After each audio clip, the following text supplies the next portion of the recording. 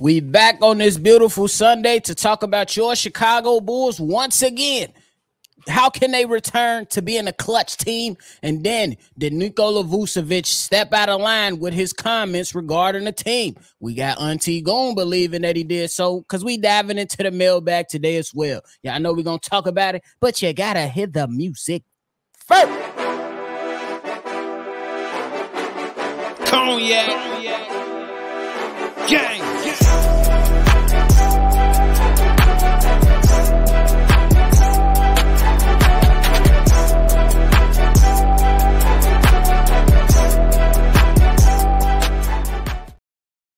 Shy Boys Podcast with the Cognac Boys. I'm Cognac Boy Bobby, and I am with my dog, CDubb. How you doing, boy? Man, I'm feeling great, man. I heard we got a mailbag episode type shit today. What's going on, man? On the real, we definitely diving into the mailbag, but before we get into that, make sure you hit the like button, subscribe to the channel, and hit the notification as well. So every time we drop, you be one of the first ones to know. Now we looking at the Chicago Bulls. We know in year 2021, 2022, man, that season was spectacular. You had some of those crazy performances by Cornrow Kobe, aka DeMar DeRozan, and the Bulls were doing pretty damn good in clutch games. This past season in 22 and 23, not so the same. It's crazy because CDubb in 21-22 season, out of 41 games and what was categorized as clutch games, with being down 5 points with 5 minutes left in the game, the Chicago Bulls went 25 and 16.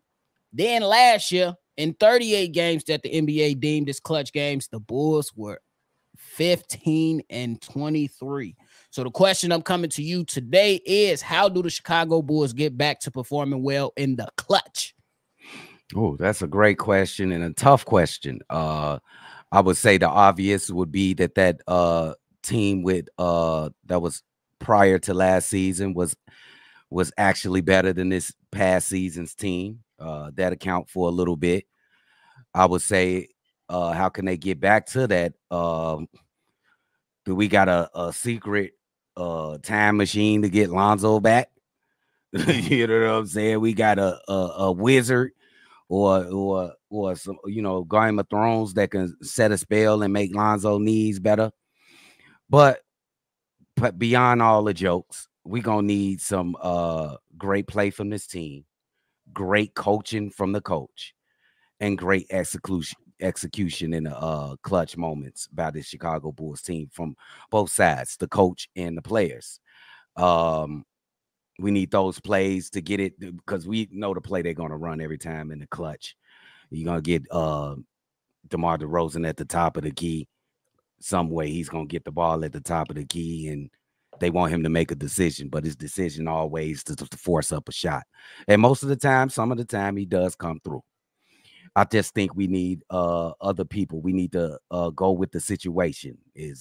What's the best matchup for that particular clutch moment? Is it Zach LaVine? Can he get around, beat his man? Can we run off screens? Can we use back? We got weapons. Billy Donovan just need to use them. So you ain't always got to go to DeMar DeRozan to save the day as such. Facts. Man, I agree with that. To me, it's just simple. We need to be creative. Just like you said, but I just want to echo damn near basically the same thing. We need creativeness within the offense in late games. And I also think that the Chicago Bulls should go with the hot hand. You have your core is a big three core for a reason. All three guys are capable of putting the ball in the basket better than most people on the court when they facing off against their respective opponent. You know what I'm saying? So I say go with the hot hand, and it has to be some type of creativity, because we all knew the damn play that was going to be called each and every time the game was close and we needed a basket. It was going to go to DeMar DeRozan. It was going to be a little few distractions, pin downs, a little movement, and that the pool was going to pop out at the top of the key was going to be DeMar DeRozan, and he was going to, just like you said, have to make a decision to either give it up or take the shot, and 99.9 times he was taking the shot. Ain't no doubt about it. Yes, you love that he could take the shot and most of the time make the shot, but I think that compared from year one to year two, you seen that in year two, those same shots that he was hitting in the previous year, in year one, they weren't falling last season. So you got to come out and be able to get creative. Like, you know what I'm saying? I remember the quick putback game winner that Ayo Dosunmu put in the basket just by cutting to the basket. It was off a missed shot, but something like that should be able to get you, you know, moving in the right direction when you see players that can cut hard. And one of your hardest cutters to the basket is Alex Caruso. And I think you could be able to draw something out, especially if it's a 1-point game or a 2-point game. If you're trying to just tie it or take the lead in that stance, you can get one of those guys to cut hard and see if you can get, you know, the passer to make a decision. But I also think is a lot is gonna have to go down to whoever this starting point guard is too. Hey, you said that right. And then in that instance when Ayo hit that game winner, what type of shot that DeMar DeRozan shot?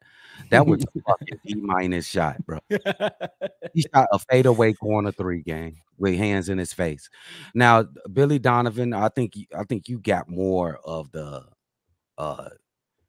responsibility when it comes to this clutch moments, because I think you just lay it into the captains of the team's hands, i.e. DeMar DeRozan and Zach LaVine, but mostly it's DeMar DeRozan.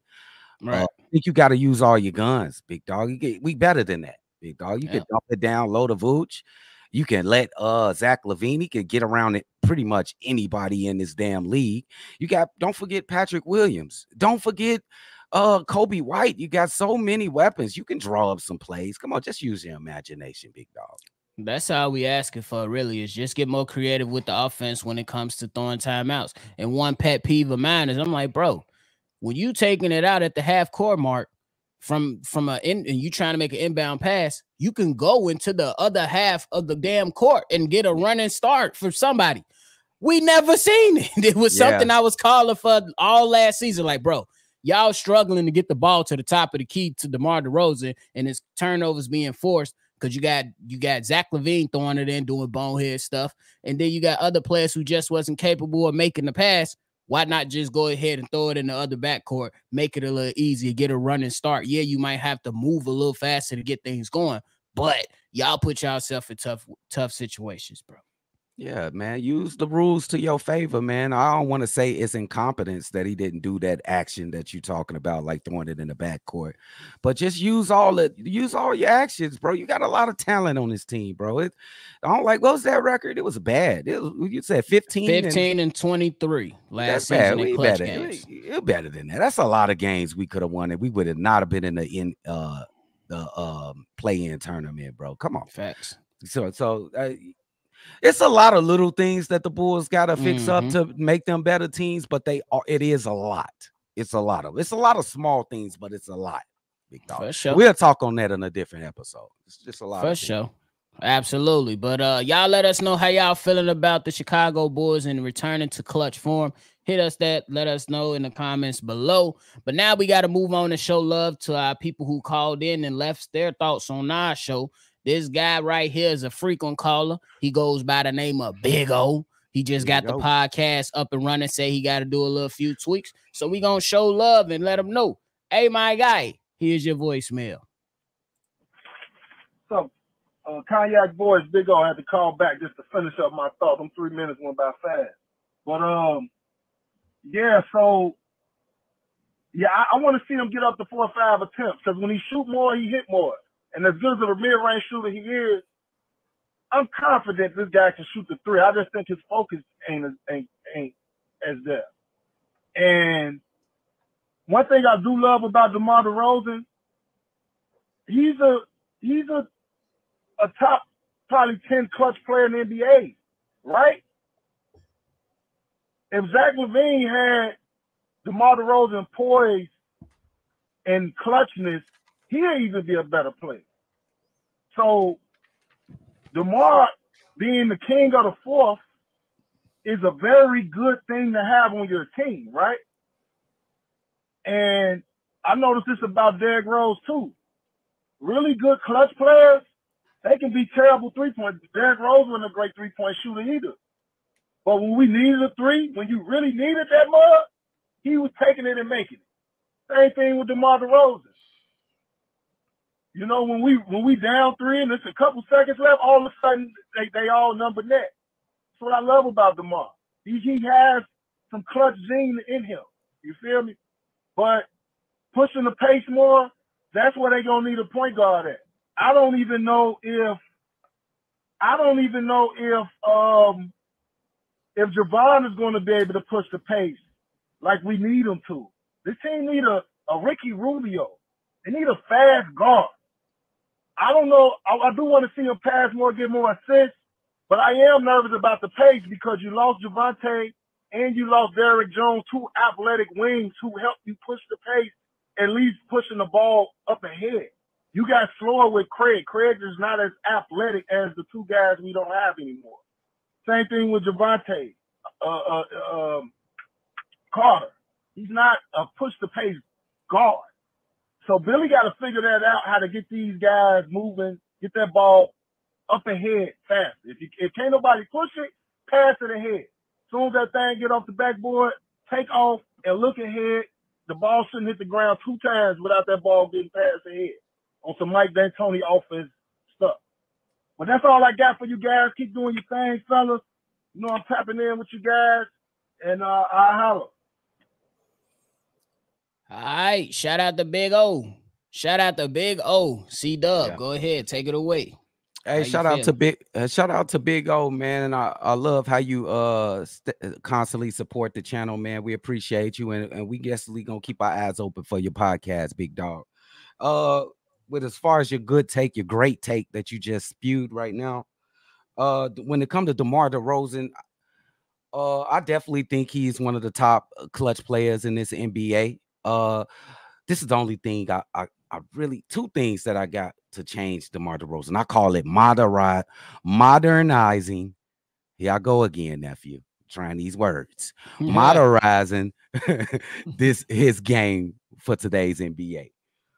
I need him to shoot that 3-pointer like he shoot his mid-range jumpers. He got 2 different jump shots to me. They look totally different. Find one and stick one to it. And I need you to be more focused on defense. And he's already good. This guy is a Hall of Famer. He's always in a running to go to the All-Star game. I think he made it for the last 2 seasons with the Bulls. Yeah. So I really don't have any problems with DeMar except for those 2 things. When it comes to Javon Carter, fast break, and we needing a point guard, I think we have that point guard that could run that fast break. And Kobe White, he is great in the open court. Javon Carter you don't sleep on his fast break. He has a go-to move. It's a pull-up 3 in the fast break. Watch how many pull-up 3s he pull up and knock down. That's like his go-to move. He will pull up on you from 3-point range with hands in his faces and knock it down. And yes, it will be incumbent to Billy Donovan to preach, push the ball. We need some easy buckets, bro. Preach it, Billy Donovan. Easy buckets is a must for this team. We work too hard when defenses get back down and bog down their defense. We need easy baskets this season. So great take anyway from Big O, bro.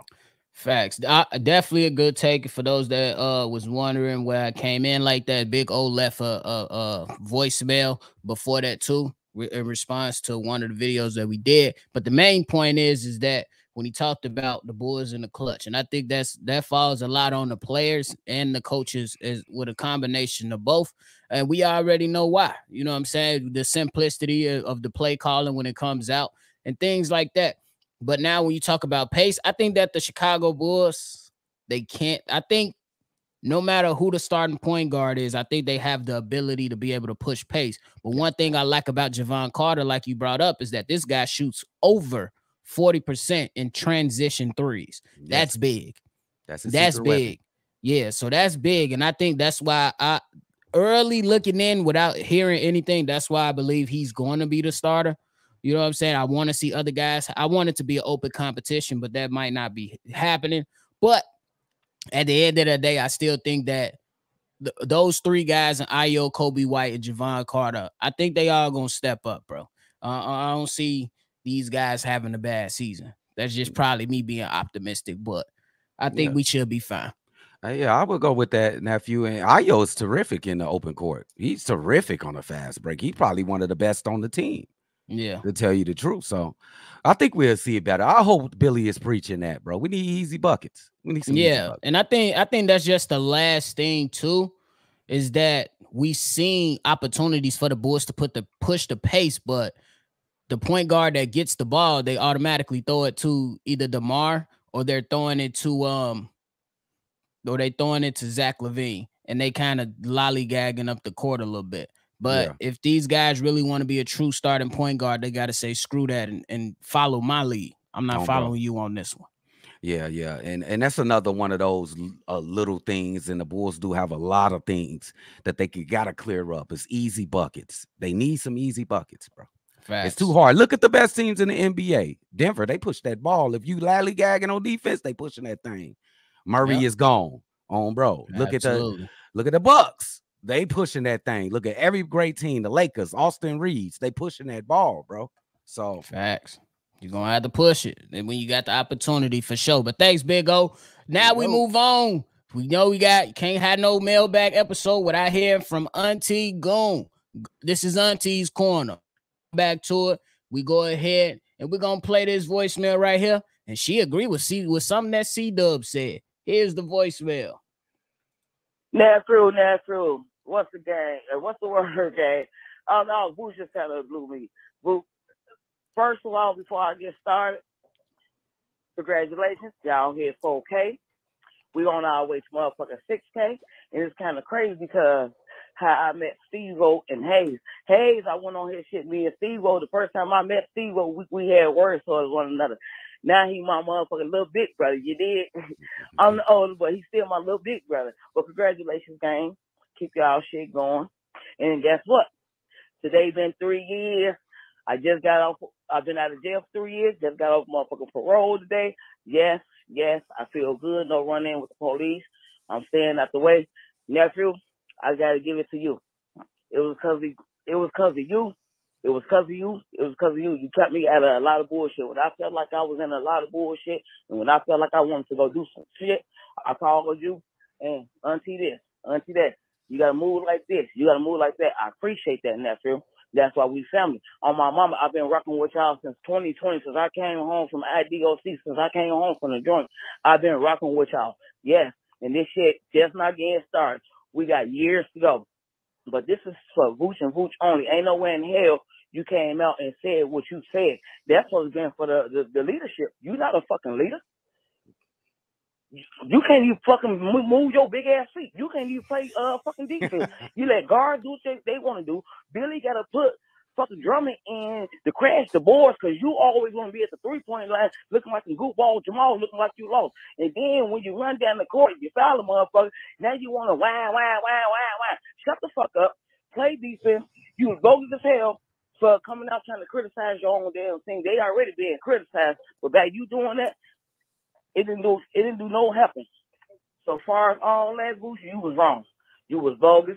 Now you got to put this shit on wax. Now you got to show us what you can do. All that, since you want to act like you the leader, you better come out with some leadership. That's all I want to see. That's all I got to say. You better put this shit on wax. If you don't put it on wax, I will be at the United Center. You big foot bitch. You better put it on wax. Just put it on wax. Boosh, your ass bogus. Yo, it was out of order. You better show some motherfucking action sense. You want to go to the media and say bullshit. You better show that you can carry this thing. That's it. All right. So y'all heard from Auntie Goon. Y'all already know she ain't gonna sugarcoat it. She ain't gonna hide it. First and foremost, before I let CDubb go, hey, congratulations on making that move and staying out of trouble. Y'all already know we family over here. When it comes to anybody that support us and you lock in, once you lock in, you yak forever. That's it. That's how we consider it. You yak forever. That's what we call it. We yak. So it's yak forever. So CDubb, go ahead, bro. First off, y'all know how we feel about Auntie Teresa. No, just playing Auntie Goon. No. Hey, shout out to Goon, man. I'm so proud of you, man, staying out there, jam. It ain't no place. That ain't no place for nobody up in that joint. Stay up out of there. Continue on the path that you want. Now, when it comes to your take, I done said it. It's different when you can say it. It's easy to say it, ain't it? And I can say anything. I can say anything right now. It's easy to say it. But how easy is it to play with that weight on your back on the field? Now everybody looking at you. You the leader now. You ready for that, Vooch? I hope you are, because I'm finna judge you accordingly. You stepped out and you said, oh, this is the last time. We this do or die right now. Okay, I understand. So I will judge you accordingly. Show up, lead by example, and let's see what you do now. Let's go. Nick Vooch. On bro, king of the Bulls. Let's get it. He tired of king of the Bulls. Hey, I'm with y'all though. Like, I still think it was appropriate to go ahead and make, because I believe he's already one of those leaders. Probably not the de facto leader, but definitely one of those guys with some veteran leadership on the team. But I can agree with y'all that y'all got valid points where y'all say that now that you stepped out in the forefront before we heard DeMar DeRozan say something like this, before we heard Zach LaVine say something like this. Hell, before we even heard the head coach. We heard the front office say it. But before we heard the head coach, Zach LaVine and DeMar, we heard Nikola Vucevic. So it's definitely the pressure is on, and y'all got to live up to it. And that goes for everybody from top on down. Yep. And like Auntie said, you got to put it on wax. Period. Bro, wax. Motherfucker Vooch, man. Do you think that was? You think that he just had the spur of the moment in that little interview? Did he talk to his teammates before that? I wonder how they feel. They gonna do the team thing, like, all right, we gotta ride with them. That's a team. But in the back of their mind, like, nigga, shut up. Shut the hell up. I don't know if they took it that way. Do you think it's that way? Man, I'd rather my teammate keep it a buck than lie. I mean, I understand it. To me, in the locker room. It's some things you never want to say to the media. But I don't think this was something that crossed that line of things never to say to the media. But the person. It depends on how they view him. I can't tell tell you on how they view him. I think they do. I think they love Vooch. I think he got a little crybaby in him. He got a little cry. Could you attest to that? You see him, he get a little attitude. He got a little outie. He got a little outie. He get a little feisty once in a while, even with his teammates, nephew, especially when they try to point out things that he doing wrong on the court. He snaps. Do you remember this? Yep, Pat Bear. Yep. So okay, I want to see lights, camera, action, Vooch. We will see for Vucci, man. But go ahead. But that's it from us today, man. We gonna leave it right there. CDubb, you had anything left? Hey, shout out to Teresa, man. To Goon. We love you over here. We count on Future. We gotta find a name for this, like Goon's Corner or something. We gotta. It's Aunties Corners, gang. Aunties Corner, bro. That's what we gonna do. I look forward to those, gang. You already know. But shout out to everybody that called in, man. If you want to be a part of an episode like this where we play your voicemail or read off your text message, go ahead and hit that number right there in the middle of your screen, 773-242-9219. And of course, subscribe here for all your latest Bulls content. Hey, shout out to y'all for continue supporting the channel. And we're going to keep this thing moving along. We on that. Hey. We're going to catch y'all on the next one for sure. What we do? I know what you was finna say, boy.